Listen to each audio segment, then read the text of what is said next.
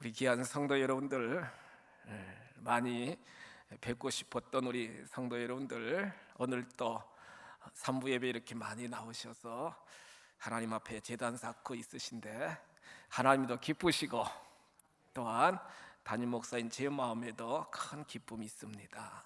예배드리는 성도 여러분들에게 주의 은혜와 평강, 위로가 충만하시기를 주님의 이름으로 축복합니다. 코로나19의 많은 영향 속에서 사회적으로, 경제적으로, 심리적으로 많은 위기 가운데 삶을 살아가고 있습니다. 한 정치인의 보건복지부의 통계를 보고한 조사를 보니까 코로나 불로, 이 코로나19 시대에 많은 사람들이 우울증과 우울감, 무기력감을 경험하면서 코로나 불로 현상이 이제 많은 여성들에게 나타나고 있는데, 특별히 20대 여성들은 56.7%가 코로나 불로 우울감, 무기력증을 경험한다는 거예요. 30대는 50.5%, 60대는 57.9%, 굉장히 60대 많은 분들도 코로나 불구 현상이 이렇게 쭉 나타난다는 거예요. 참 안타까운 건 20대 젊은 여성들이 모임이라든가 사회적 거리두기 여파로 모임이나 또한 여러 친구 간의 관계나 여러 활동이 제한되면서 여러 가지 인생의 경륜이나 근력이 없기 때문에 계속 고독감을 느끼며 우울감을 느끼며 계속 슬픔 가운데 살다가 극단적인 선택을 하는 비율이 작년 상반기에 비해서 43%나 여성 20대 자살률이 급증하고 있다는 거예요. 삶의 여러 가지 어려움 속에서 대처하지 못하고 우울감에 빠지고 절망감에 빠지고 무기력증에 빠지고 그러다 울다 그러면서 삶을 포기하는 안타까운 경우들이 참 많이 지금 우리의 삶의 현장에서 많이 나타난다는 거예요.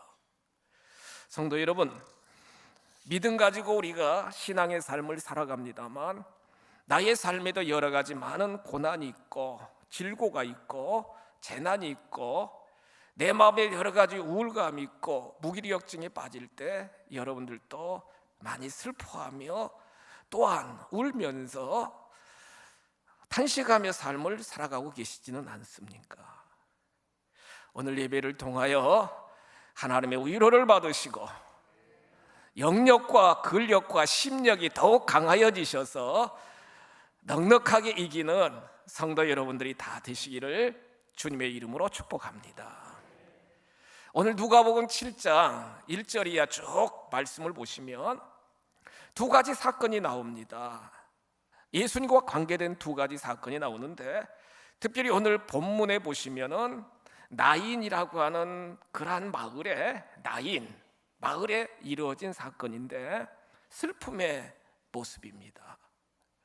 나인이라고 하는 이름의 뜻은 기쁨과 즐거움이라고 하는 의미를 갖고 있는데요, 그래서 나인이라고 하는 마을에 사는 많은 사람들은 늘 기쁨이 있고 즐거움이 있는 삶을 추구해 갔습니다만, 나인 즐겁고 행복을 추구하고 기쁨을 추구했습니다만 큰 슬픔과 죽음의 행렬이 지금 오늘 본문에 쭉 13절 이하 기록이 된 걸 볼 수가 있습니다.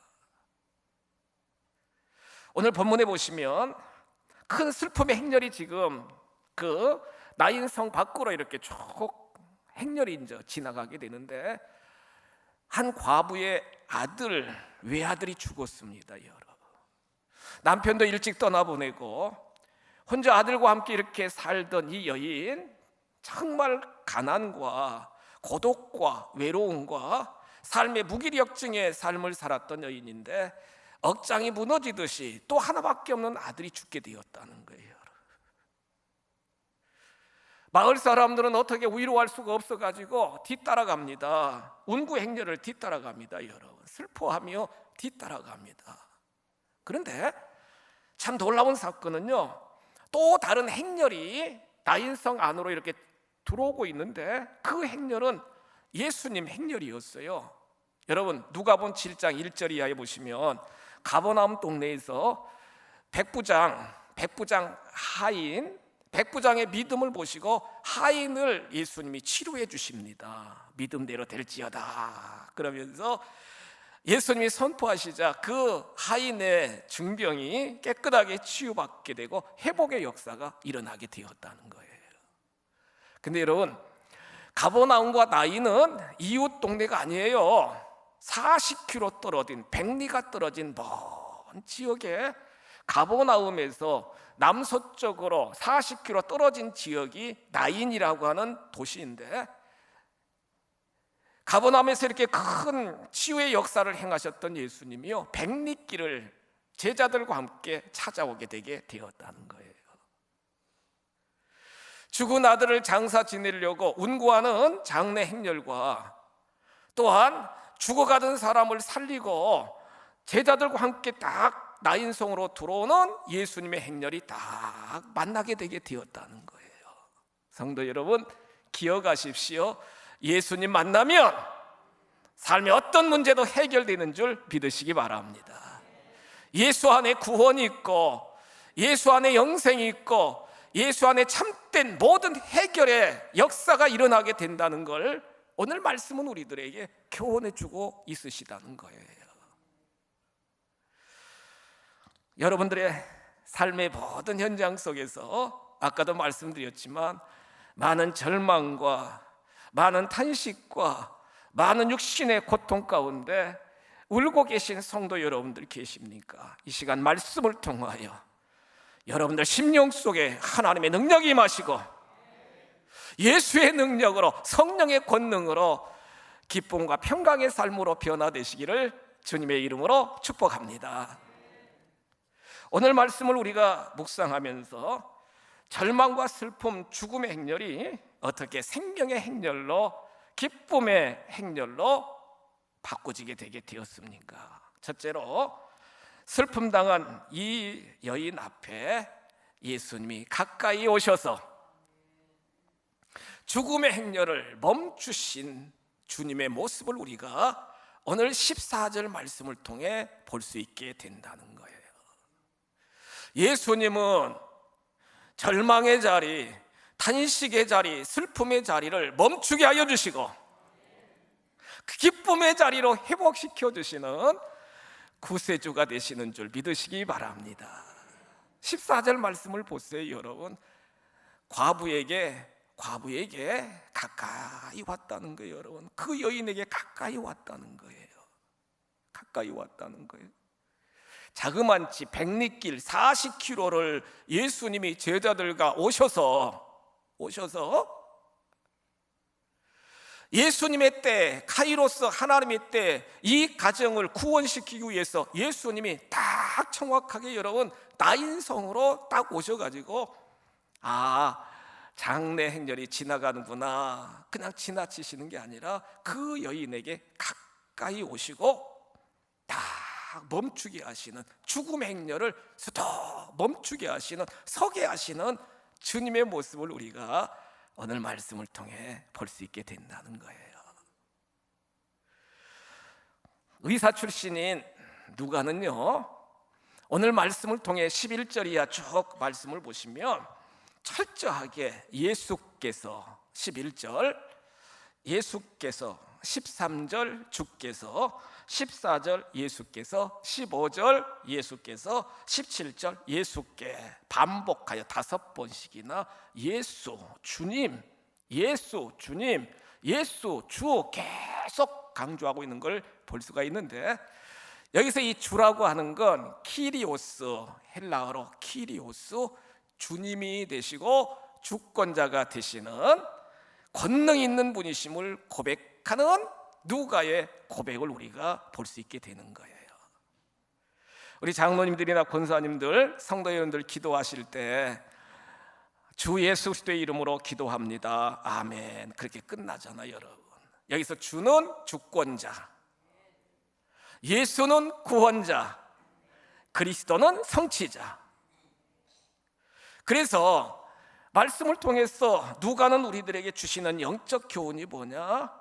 예수님은 삶의 모든 걸 주관하고 계시며 섭리하고 계시며 그 전능자이신 주님이 멀리 사랑하는 자녀들이 고난을 당하고 죽음의 위기 가운데 절망의 자리에 있을 때 뒷짐지고 계신 분이 아니고 가까이 오시는 주님이시라는 거예요. 가까이 오시는 주님이시라는 거예요. 아니, 함께 하시는 주님이시라는 거예요. 어떤 상황이든지 함께 하시는, 그러면서 그 죽음의 모든 행렬을 딱 멈추게 하시고 살려주시는 주님이시라는 거예요.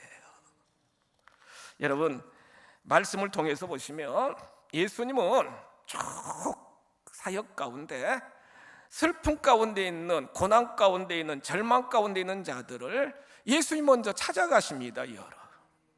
하나님이 먼저 찾아오신다는 거예요. 참 놀랍잖아요, 여러분. 요한복음 4장 6절 이하 쭉 말씀을 보시면 예수님이 사마리아 지역까지 찾아가잖아요. 유대 사람들은 사마리아 지역 안 갑니다. 찾아갑니다. 수가성 우물가에서 제자들 먹을 것을 준비하라고 보내고 나서 예수님이 혼자 우물가에 다 기다리고 계십니다. 정오쯤 되어 한 여인이 물동이를 딱 들고서 물을 기르러 딱 오게 되잖아요. 예수님이 그 여인을 만나 진지하게 상담을 합니다. 이 샘물, 이 물을 마시는 자마다 다시 목마르거니와 내가 주는 물을 마시는 자는 영생하도록 솟아나는 샘물이 되리라. 예수님 말씀하시죠. 이 여인이 어떻게 고백해요? 주여, 그런 물을 저에게 주세요. 그런 물을 저에게 주세요. 이 여인은 5번째 남편과 헤어지고 6번째 남편하고 삶을 살아가는데 계속 마음에 우울감이 있고, 마음에 여러분 절망감이 있고 고독함이 있고 진정한 만족을 느끼지 못하고 삶을 살아가는 여인이었어요. 사람들의 손가락질을 당하니까 수치심이 있으니까 정말로 새벽이나 저녁에 물을 기르러 오지도 않고 정오에 이렇게 오면서 철저하게 고독한 그 여인을 예수님은 만나 주신 거예요. 구원하여 주신 거예요. 그 물이 나다. 그 물이 나다. 영생하도록 솟아나는 그 물이 나다.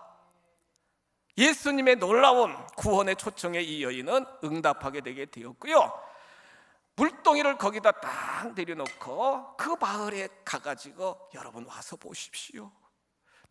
우리가 기다리던 메시아를 정말 제가 만났습니다. 와서 보십시오. 와서 보십시오. 예수를 증거하며 기쁨과 감사와 그 마음에 희락이 넘치는 그러한 삶으로 변화된 놀라운 사건을 우리가 요한복음 4장 13절 이하 저 말씀을 통해 볼 수 있게 된다는 거예요.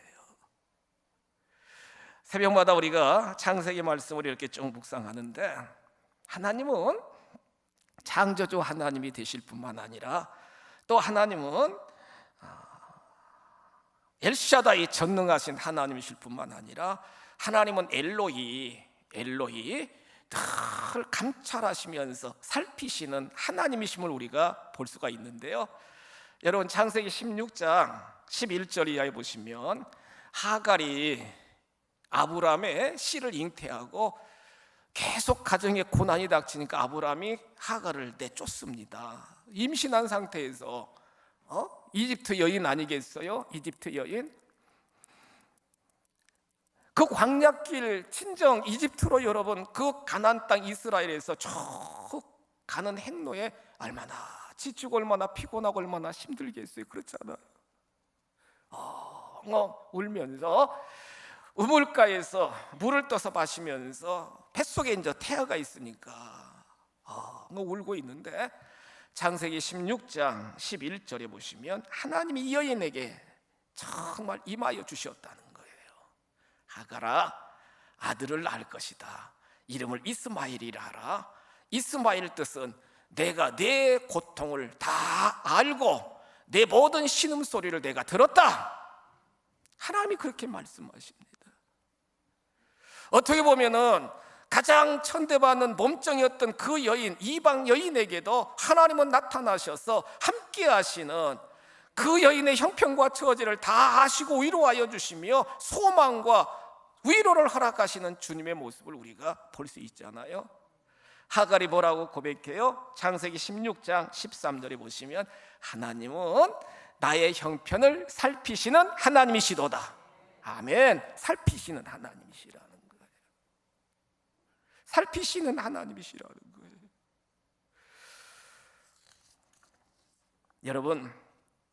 여러분들 삶에 많은 절망도 있고 아픔도 있고 가난도 있고 육체적인 질고도 있고 많은 울을 수밖에 없는 그러한 상황이 있으실 것입니다. 벼랑 끝에 서 있는 것처럼, 나 혼자 서 있는 것처럼 그런 상황 가운데 계신 분들도 있으실 것입니다. 낙심하지 마시고 절망하지 마세요. 그런 상황을 멈추게 하실 분은 누구냐? 오직 주 예수 그리스도이십니다. 주 예수 그리스도는 멀리 계신 것이 아니라 날마다 때마다 우리와 함께 계시면서 그 모든 형편과 처지를 감찰하시는 놀라우신 주님이심을 말씀을 통해 확신하시기를 축복합니다. 두 번째로 오늘 누가복음 7장 13절 이하에 기록된 말씀을 보시면 예수님은 자녀의 눈물을 결코 외면하지 않으시고 자녀의 눈물을 씻겨주시는 주님이심을 믿으시기 바랍니다. 눈물을 씻겨주시는 주님이시라는 거예요. 눈물을 씻겨주시는 주님이시라는 거예요. 13절 말씀 보실까요? 주께서 과부를 보시고 불쌍히 여기사 울지 말라, 울지 말라.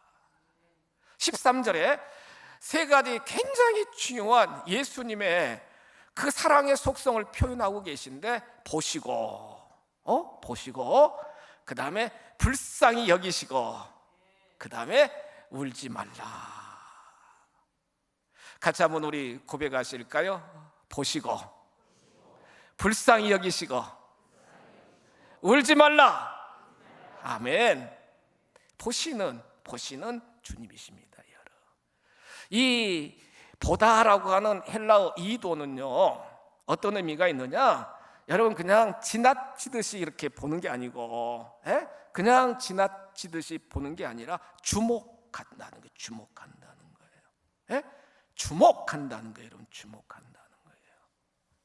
눈과 눈이 마주치는 거예요. 마음과 마음이 마주치는 거예요. 생각과 생각이 마주치는 거예요. 주목하여, 주님이 주목하여 이 여인을 지금 다 보시고 계십니다. 어린아이를 데리고 놀이터에 갔던 엄마는 여러분, 그냥 아이가 놀든 말든 그냥 놀이터에서 놀든 말든 하는 게 아니라 계속 엄마가 이렇게 어린아이니까 계속 바라보잖아요. 여러분, 주시하면서 주목하면서 바라보잖아요. 행여나 넘어질까, 행여나 이상한 거 먹으면 안 되니까 계속 바라보는 것처럼 예수님도 연약한 그 여인, 절망과 슬픔과 모든 것을 다 상실해가지고 지금 자기 자신이 죽은 것 같은 그러한 형편 가운데 빠진 그 여인을 주목하고 계시다는 거예요. 그러면서 그 마음속에, 예수님 마음속에 어떤 마음이냐? 불쌍히 여기셨다. 불쌍히 여기셨다는 거예요. 여기서 이 불쌍히 여겼다라고 하는 헬라어 스플랑키니 조마이라고 하는 헬라어 원어를 보면은요, 창자가 끊어지는 듯한 심정이다, 이렇게 표현되어 있어요. 창자가 끊어지는 듯한 심정. 우리가 막 배가 아프고 막 그러면 창자가 이렇게 여러분 엉킨다든가 제대로 소화가 안 되면 막 고통스럽잖아요. 그게 아니고요, 창자가 끊어지는 단장, 끊을 단 창자장, 창자가 끊어지는 듯한 그러한 고통스러운 마음으로, 애절한 마음으로 그 여인을 바라보았다는 거예요. 중국 고사에 보시면 진나라 환원이 총나라를 정복하려고 여러분 배를 가지고 양쯔강을 막 이렇게 이제 횡단하고 있는데 많은 병사들을 태워가지고 삼엽이라고 하는 조그만 협곡, 아주 이제 강폭이 좁은 곳에 이렇게 갈 때 주위에 원숭이들이 막 많이 놀고 있는데 이 진나라 환원 그 병사 한 명이 긴 장대로 여러분, 장대 그때는 이제 막 노를 줬던지 이렇게 도수를 해가지고 장대 가지고 이렇게 이제 운행이 장대로 그 원숭이 새끼 한 마리를 톡 쳐가지고 여러분 배로 뚝 떨어지게 되었다는 거예요. 놀라운 사실은 그 원숭이 엄마가 백리길 40km 되는 말씀을 준비하다 보니까 가버나움하고 나인 거리도 40km인데 이 원숭이 엄마도요 막 그 새끼를 쫓아가지고 막 백리길 40km를 막 오다가 강폭이 좁아지니까 엄마가 막 점프를 해가지고 그 새끼가 있는 배 타게 되었는데 그 충격으로 배가 갈라졌다는 거예요. 근데 여러분 놀라지 마세요. 그 원숭이 엄마의 창자가 다 끊어졌더라는 거예요. 얼마나 애절했으면, 안타까웠으면 내 새끼 하다가 창자가 다 끊어졌더라는 거예요. 단장. 예수님이 그 여인을 바라보면서 불쌍히 여겼다고 하는 이 표현은요 여러분, 우리가 그냥 안 됐다 그렇게 그런 정도가 아니라 예수님 자신이 창자가 끊어지는 듯한 그러한 아픔으로 그 여인을 바라보았다는 거예요. 왜요? 그도 한 영혼이고, 왜요? 그도 행복하게 인생을 살아가야 되고, 왜요? 누구나 할 것 없이 예수님 안에 한 영혼이 천하보다 귀하기 때문에 백리되는 먼 길을 찾아오셨고 그 여인을 주목하면서 같이 공감하시면서 불쌍히 여기시는 예수님의 모습을 우리가 말씀을 통해 볼 수 있게 된다는 거예요. 저는 말씀을 묵상하면서 예수님의 그 치유의 역사를 보시면 여러분 마태복음 8장 9장 쭉 기적의 역사가, 치유의 역사가 많이 나오잖아요. 그런데 대부분 예수님은 많은 사람들이 백부장이 찾아와가지고 예수님에게 자기 하인 고쳐달라고 간청합니다. 그렇죠? 12년 하혈하던 여인 예수님에게 찾아와서 옷자락 붙잡습니다. 바디메오 예수님이 딱 지나가시니까 막 소리를 지르면서 다윗의 자손 예수야 불쌍히 여겨달라고 계속 쫓아오면서 간청하잖아요. 수로보니게 여인 예수님이 쭉 갈릴리 북쪽에 수로보니게 지역에 시돈 지역에 이렇게 이르게 되는데 길가에서 막 소리 지르면서 다윗의 자손 예수여 불쌍히 여겨주세요. 내 딸이 흉악한 귀신 들렸습니다. 쫓아오시면서 간청하면 예수님이 불쌍히 여기시고 치료하여 주셨는데, 여러분 오늘 본문 보세요. 이 여인이 예수님 살려주세요, 예수님 구원해 주세요 간청한 것도 없어요. 여러분 예수님이 그냥 찾아오셨다는 거예요. 여러분 전능하신 주님이 찾아오셨다는 거예요. 그 여인이 믿음이 있고 그 여인이 기도가 많고 그 여인이 애걸복걸해서 오신 게 아니라 예수님 자신이 알아서 여러분 이 여인 이 가정을 구원시키려고 예수님이 백리길을 정말로 걸어서 예수님이 찾아오셨다는 거예요. 우리가 삶에 많은 어려움과 연단 닥치고 시련 닥치면 내 믿음이 연약하고 내 기도가 부족하고 내 헌신이 연약해가지고 하나님이 나를 심판하시는구나 그렇게 의심하면서 생각하는 경우도 있는데 아니라는 겁니다. 하나님은요, 우리 주님은 정말 우리가 부족해도 믿음도 부족하고 기도도 부족하고 하나님 앞에 드려지는 헌신도 부족해도 너는 부족하기 때문에 내버려 둔다 아니라 누구나 다 사랑하시면서 다 품에 안으시면서 회복시켜 주시고 치료하여 주시고 살려주시는 주님이심을 믿으시기 바랍니다. 그러니까 하나님의 은혜요, 하나님의 여러분 정말로 사랑이라는 사실을 우리는 깨달을 수 있게 된다는 사실입니다. 출애굽기 3장 7절 이하에서 하나님은, 우리 주님은 다 보시는 하나님이요, 다 들으시는 하나님이요, 내 근심을 아시는 하나님이십니다. 그래서 데려오셔서 건져내고 데려가시는 놀라운 구원을 이루시는 놀라우신 주님이라는 사실을 우리는 말씀을 통해 깨달을 수 있습니다. 성도 여러분,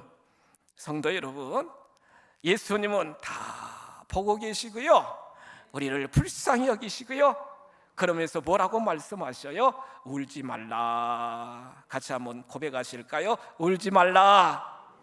울지 말라는 거예요, 여러분. 울지 말라는 거예요. 원어를 보니까 더 이상 울지 마시오. 더 이상 울지 마시오. 그동안 많이 울었어요. 혼자 살으니까 얼마나 울거리가 많았겠어요, 여러분. 더 이상 울지 마시오. 더 이상 울지 마시오. 여러분, 나 혼자 인생 살아가는 것이 아니라 파라클레토스 보혜사 성령이 늘 함께 하시는 줄 믿으시기 바랍니다. 지금까지 여러분들이 많이 울고 많이 한숨 짓고 많이 탄식 소리 했으면 이제는 더 이상 울지 마시고 더 이상 한숨 짓지 마시고 믿음으로 하나님의 도우심을, 하나님의 역사하심을, 하나님의 긍휼하심을 간구하는 저와 여러분들이 다 되시기를 주님의 이름으로 축복합니다. 울음을 멈추게 하시고 눈물을 닦아주시며 회복시켜주시는 놀라우신 주님이시잖아요. 마지막으로 15절, 14절 이하에 기록된 말씀을 보시면 뭐라고 말씀하십니까, 여러분? 예수님은 이렇게 선포합니다. 성경 14절 이하 쭉 보시면 예수께서 이르시되 청년아 내가 내게 말하노니 일어나라. 같이 한번 고백하실까요? 일어나라. 일어나라는 거예요, 여러분. 일어나라는 거예요. 아니 지금 잠자는 것도 아닌데 죽어가지고 여러분 지금 상여가 나가고 있는데, 운구행렬이 나가고 있는데 예수님은 딱 멈추시더니 그 여인을 불쌍히 여기시면서 계속 주목하시더니 울지 말라 하시면서 그 관에다 대고 선포합니다. 젊은아, 청년아, 일어나라. 이렇게 선포합니다. 일어나라 선포합니다. 그러니까 주님은 신적인 능력을 갖고 계시고 전능하신 주님이심을 우리가 이 말씀을 통해서도 깨닫게 되는데, 참 놀라운 사실은요, 예수님이 이렇게 죽은 자들을 살리는 기적이 복음서에 3번 나오는데, 해당장 야이로 딸 12살 먹은 그 소녀 예수님이 가셔서 달리다 꿈 하시니 소녀야 일어나라. 일어났잖아요, 여러분. 달리다 꿈, 소녀야 일어나라. 요한복음 11장에서 죽은 지 4일 되어 냄새나는 나사로의 무덤을 딱 오픈시키고 나사로야 나오더라. 나오라는 겁니다, 여러분. 예수님이 말씀하시니까 죽었던 소녀도 다시 살아난 역사, 장사 지낸 나사로도 다시 배에 여러분 묶인 채로 저벅저벅 걸어 나오는 놀라운 역사, 지금 장례 행렬에서 관에 누웠던 죽었던 이 형제도 벌떡 일어나 말을 하는 역사가 일어난 줄 믿으시기 바랍니다. 예수님 안에 못할 일이 없어요, 여러분. 예수님이 역사하시면 모든 일이 다 가능하다는 거예요. 죽은 자도 살리신 주님이, 자기 자신도 죽음의 권세를 깨트리고 다시 부활하신 주님이 동일하게 이 시간 저와 여러분에게 말씀하고 있습니다. 사랑하는 아들, 딸들아, 일어나라. 일어나라는 거예요, 여러분. 죄와 사망에서 일어나고, 절망 가운데서 일어나고, 질병 가운데서 치유받고 일어나고, 가난 가운데서도 일어날 수 있도록 역사해 주시는 전능하신 주님을 신뢰하시기를 축복합니다. 일어납시다, 이 여러분. 영적인 무감각에서 일어나야 되고, 영적인 나태함에서 정말로 일어나야 되고, 코로나 하면서 주일 성수도 못하고 그냥 비실비실하는 연약한 믿음의 상태에서 우리가 일어나야 된다는 거예요. 코로나가 문제가 아니라 적그리스도는 마지막 종말 때에 엄청난 순교와 엄청난 핍박과 엄청난 박해로 우리를 완전히 무너뜨리려고 공격해오는 놀라운 전략을 지금 가지고 계시다는 거예요. 가지고 있다는 거예요.